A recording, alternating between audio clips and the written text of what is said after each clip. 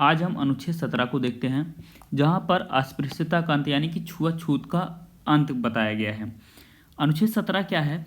अनुच्छेद 17 जो है व्यक्ति की गरिमा व सामाजिक समता से संबंधित है, यानी कि यह किसी व्यक्ति की गरिमा, प्रतिष्ठा से और समाज में समानता से संबंधित है।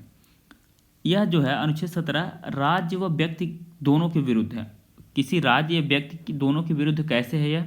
क्योंकि समाज में छुआछूत या फिर अस्पृश्यता जो है वह एक व्यक्ति दूसरे व्यक्ति के खिलाफ ही करता है या फिर राज्य किसी व्यक्ति के खिलाफ करता है। अनुच्छेद 17 अस्पृश्यता का उन्मूलन करता है और उसका किसी भी रूप में आचरण करने का निषेध करता है।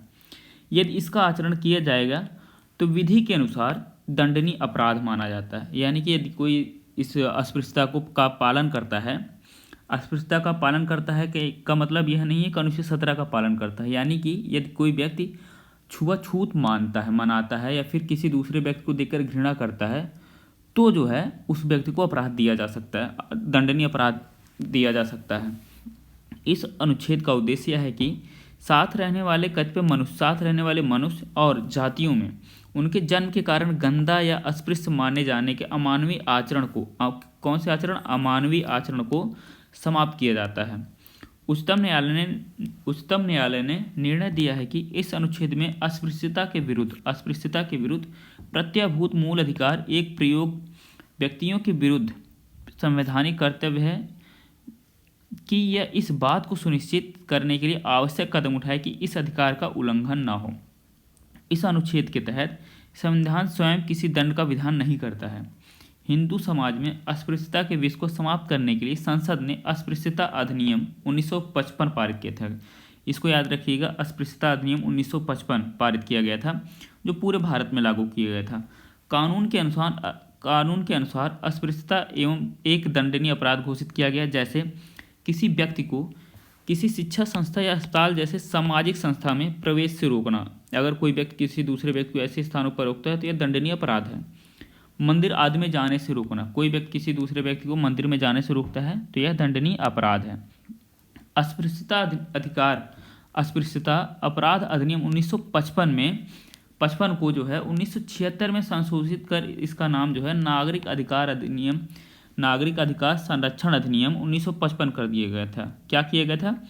अस्पृश्यता अपराध अधिनियम 1955 को 1976 में संशोधित कर इसका नाम जो है नागरिक अधिकार संरक्षण अधिनियम 1955 कर दिया गया था। 1989 में इस कानून को और अधिक कठोर बनाते हुए इसे अनुसूचित जाति व अनुसूचित जनजाति निरोधक कानून 1999 का नाम दे दिया गया था। यह कानून अस्पृश्यता के अंत के लिए पहले से बने कानूनों से अधिक कठोर था। सर्वोच्च न्यायालय के अनुसार अस्पृश्यता को इसे भाषिक या व्याकरणगत अर्थ में नहीं समझना चाहिए, क्योंकि यह ऐतिहासिक रूप से विकसित हुआ है, इसलिए इसे आचरण के अर्थ में समझना चाहिए। अनुच्छेद 17 जो है इसकी कोई परिभाषा, अस्पृश्यता की कोई परिभाषा संविधान में नहीं दी गई है।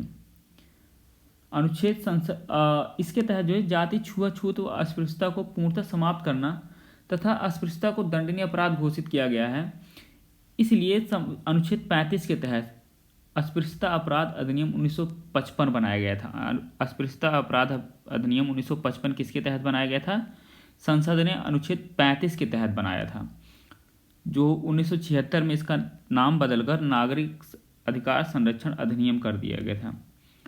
अनुच्छेद 35(1) के 2 में संसद को यह शक्ति दी गई है कि यह विधि द्वारा इस अपराध के लिए दंड विहित करे, यानी कि वह जो है इसके तहत जो है दंडनीय कानून बना सकता है। संसद जो है इसके तहत दंडनीय कानून बना सकता है। याद रखने वाली बात है कि अस्पृश्यता की कोई परिभाषा हमारे संविधान में नहीं दी गई है।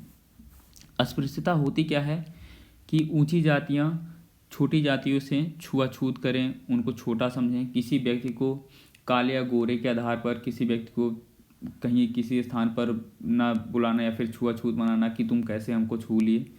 तो इस तरह की तमाम चीज़ें हैं जिसको समाप्त करने के लिए संविधान ने अनुच्छेद 17 में प्रावधान किया गया और अनुच्छेद 35 के तहत जो है अस्पृश्यता अपराध अधिनियम जो है 1955 में बनाया गया था, जिसका नाम बदलकर नागरिक अधिकार संरक्षण अधिनियम 1955 कर दिया गया था।